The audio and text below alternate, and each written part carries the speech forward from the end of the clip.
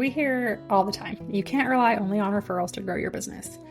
And listen, I agree 100%. You should not build your entire strategy around word of mouth marketing. It's not always super consistent, and you're basically relying on other people to market your business for you, which is not a great idea. But I am here to tell you that the best marketing strategy I have ever used, hands down, is serving my existing clients really, really, really well. When you build trust, follow through, and deliver an experience that's worth talking about, you create social proof, repeat business, and organic referrals that no funnel can touch. In this episode, I'm pulling back the curtain on what it actually looks like and how to build a reputation that does the marketing for you.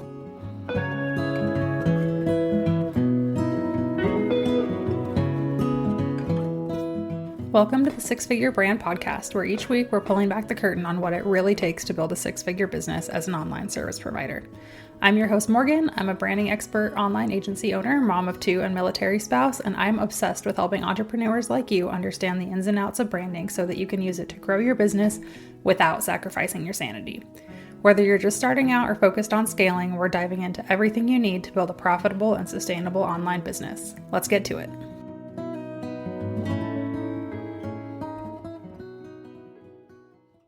You don't need a viral reel or a fancy funnel to grow your business. Honestly, you really just need to treat your current clients like absolute gold. I have said for years that the best marketing strategy is to just treat your existing clients really well. And this is my favorite, and I believe in it so much because it honestly is so sustainable and something you should really already be doing anyway. Now, there's plenty of advice out there saying you can't rely solely on referrals. And that's true. You should not be depending only on word of mouth to grow your business. But I really think that this is the strategy that you cannot afford to skip. When you serve your existing clients well, you are doing so much more than just waiting around for the next lead to come in. You're building your reputation, trust, social proof, and all of that fuels literally every single other marketing channel that you have. So to give you a little bit of a peek behind the curtain, probably close to 80% of my business is referral based, and that did not happen by chance. It happened by intentionally taking care of all of my existing clients, going above and beyond for them, and really blowing them away with every single step of my client experience. Now, that's not all I do to market my business. I am always networking. I have a podcast. I email my list pretty consistently. I'm on social media a lot. So yes, I think that treating your existing clients well is the most important, but it cannot be the only one. I just want to make that really clear before we dive into this. So let's break down what exactly this strategy actually looks like in practice, how it shows up across your brand, and why it is always going to outperform any short-term marketing trend. When people think of marketing, I think that what they really think about is visibility, right? How do I just get in front of as many people as possible? And they miss the part that it is also about reputation. So yeah, you are in front of a ton of people, but what do they think about you, or what are people saying behind your back? The online space really pushes this idea that you need more reach, more leads, more followers. But what about the people that are already in your world? Your current clients, your past clients, your business friends that you've met at networking events. What are you doing for them? Because those are really going to be your best growth engine. Serving your clients well, really truly going above and beyond for them, builds the kind of trust that leads to repeat business, referrals, testimonials, and case studies, reputations that precede you. You want people to think so highly of you that every single time they're at a networking event or in a group of peers and someone says, hey, I really need somebody to help me out with SEO, you are the person that they recommend. So this is not about just kicking back and hoping that somebody refers you. It is about actively creating a business that people want to talk about and that they feel confident referring their friends to and rehiring you and tagging you whenever they see a post on social media and all of those things. So what does all of this hinge on, right? Client experience. From the moment somebody books you, and actually it starts even before that, it starts really when they first stumble upon you on Instagram or LinkedIn or whatever, from their first interaction with you to final delivery of their thing that you're doing for them, every single step should feel super, super intentional and should really wow them. Your systems, your communication, your visuals, your marketing, your messaging, all of that needs to reflect the level of professionalism and care that you want to be known for. So to give you kind of some examples, at Spect & Co, we make sure to over communicate so that clients are never ever left wondering what's happening. We deliver polished, on-brand documents and files. So like any questionnaires you fill out, any feedback forms, our email signatures, all of that stuff looks really top-notch. And we keep everything super organized and easy for the client to always use their access. The way we communicate with them is always very gracious. So we never get annoyed if somebody asks a question that we don't want to answer or that we think that they should already know the answer to. We are always at every opportunity going above and beyond for them. And this is not just about being helpful. It's also about being easy to work with. So I know that you have hired somebody in your business or maybe in your personal life that they do fine work, but they're just like kind of annoying to deal with. You're not going to refer that person to your friend and you're not going to hire them again, right?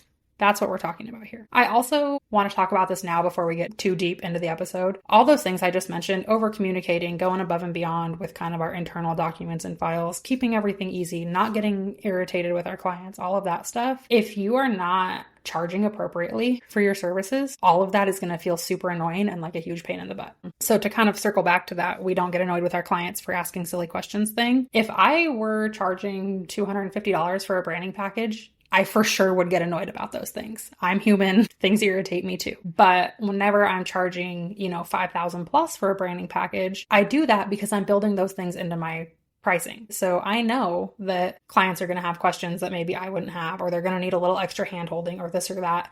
And that's fine because I built that into my pricing and into my offer and I expect that. And so I want them to do those things and I want to have that opportunity to really go above and beyond for them. So that's really just my little asterisk about pricing and offers and charging your worth and all of that stuff is if you are not charging enough, going above and beyond for your clients, like we're talking about in this episode, is going to feel really difficult. So that's something that you need to address really before we get into any of this other stuff. So now that little note's out of the way, going above and beyond isn't really about doing more, right? So people think like, oh, I'm already doing so much for them. How could I possibly do even more? It's going to take more time or be more difficult or whatever. It's not really about that. It's about doing the things that really matter. So to give you a super tangible example from Spect & Co., we create for our clients a set of social media launch graphics to celebrate their new brand and website every single time. This is kind of built into our package. It's not on our list of deliverables for them, but it's something that's pretty low effort for us to do that really makes them feel seen and celebrated and excited about launching their new brand. So it's not about creating a ton of more work for ourselves. It's about finding those little things that you can do that are going to really, really, really make a big impact. Here are a few other examples. You could send a custom gift to the client, like either a gift box, or if you're a designer, you could do something with our logo on it, including those bonus design assets when it makes sense. I've also done other things for clients. So a great example is I have a client who regularly does LinkedIn events. It took me not long to create her a template to use for that. And it wasn't included in her design package, but it was something pretty easy for me to do that really made her understand that I see her unique business and I know what's going to be useful to her. And it made it so much easier for her to implement her brand. And she was so excited to use that and start inviting people to those events using her new branding. Thoughtful touches like sending them a voice memo on their birthday or referring them to someone if you think that they could be a new fit and doing a really personal introduction. Any of those things honestly should take you less than 10 minutes and they go such a long way. These are the things that show your client that you really see them. They're not just a number to you and you really, really, really care about them as a person and the success of their business. And these are the things that are really going to build that loyalty and trust and leave a lasting impression. So this sounds a little cheesy and maybe a little self-serving, but every single client that you serve is a walking billboard for your brand. And that could be good or it could be bad. I, in all transparency, have had friends in the online space reach out to me and say, hey, I'm thinking about working with so-and-so, and I heard that you worked with them, and what was your experience like? And I'm going to tell you, I am always honest. So if it wasn't great or I had some things I didn't like, I'm going to be forthcoming about that. And likewise, I'm also going to be very forthcoming whenever I'm like, heck yes, this is the best person for you to hire. Here's why it was so amazing. So always be keeping that in mind whenever you're dealing with a client, even if maybe they're starting to get a little difficult. I think the key here too is integrity, right? Just do what you say you're going to do. and do it well. People remember when you said, oh, hey, I'm going to have this done by such and such date, and then you just dropped the ball and they didn't hear from you. And on the flip side of that, if you are going to be, for example, late on something, they probably won't care as long as you communicate with that. But your reputation is really your most valuable marketing asset. And I think in the online space, it's really easy for us to forget that, right? Because we're not dealing face to face with our clients. It's not a situation where, you are the small town dry cleaner and you like ruin somebody's clothes and then they tell their neighbor about it and then all of a sudden your business goes away. We are so separated from each other physically that you kind of can get it in your head of like, well, it doesn't matter that I really burned my bridge with that one client because nobody's ever going to know. And I'm telling you, that's not the case. I also think whenever we talk about social proof, that we think too much about just testimonials and not enough about the conversations that are being had about us in networking meetings and the, times that our clients are tagging us in a social media post when someone says, hey, looking for somebody for such and such service. There's a lot of social proof that is probably going on that you are never going to hear about. And you want to make sure that that is good social proof and not bad social proof. So we're really talking about the kind of, we'll call it organic buzz that happens whenever you lead with integrity and you follow through and you go above and beyond. Then it's a no-brainer for somebody to say, yeah, hire my friend so-and-so, versus that situation where someone came to me and said, hey, I'm thinking about hiring this person. What would you think? And I had to be like, so there were some good things, but I want to be really forthcoming about the bad things too, so that you can make an informed decision. Honestly, that didn't make me feel great to do, but I'm also not going to be dishonest just to help somebody else get a sale. So I want to give you an example of kind of this whole process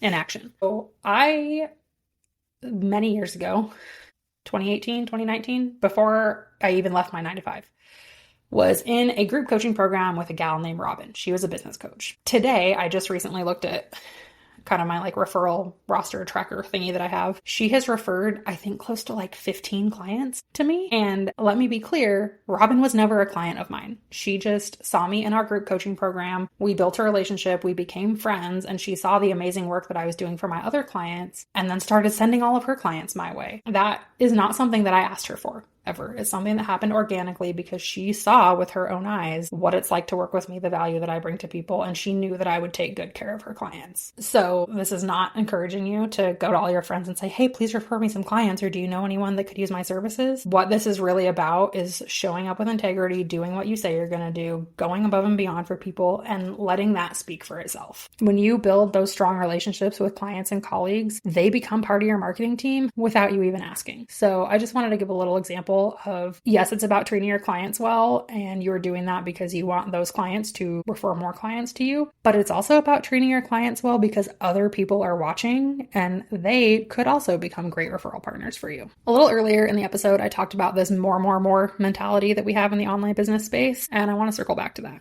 So it's really easy to chase these like bigger strategies. I need this huge fancy funnel. I need to be doing all the things, right? And in my experience, which I know is unique to me, the most powerful ones are the simplest. You probably already have a lot of the connections that you need, and you just need to nurture those connections and take care of them.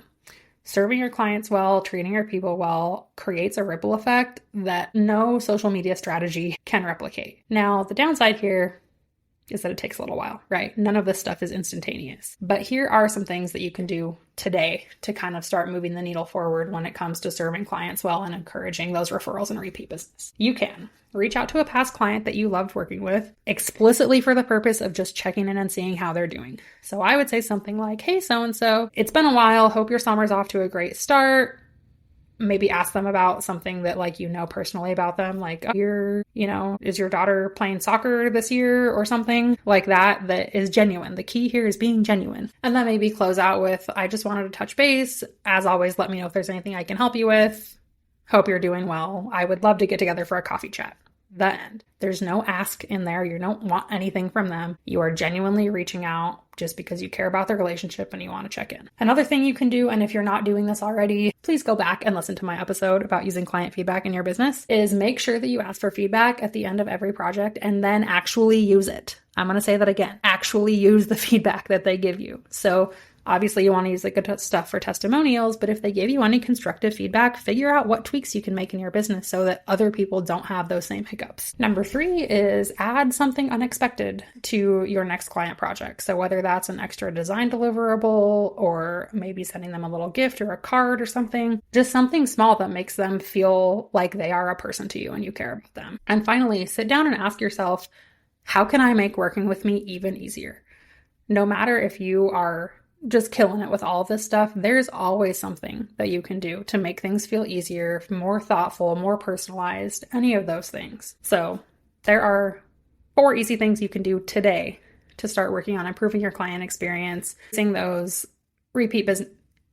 that repeat business and those referrals, and growing your business in my favorite way, which is by just treating people well. Imagine that. So all that to say, marketing does not have to be big and loud and boisterous to be effective. Frequently, the most powerful thing you can do is just take good care of your people, and they will not be able to help but talk about you. You do not need to do more. You just need to do better with what you've already got. So shoot me a DM on Instagram and tell me what's your favorite way to really go above and beyond and wow your clients, and share this episode with your business bestie who maybe is a little tired of the marketing hamster wheel and ready for something that feels a little more aligned and a lot more sustainable.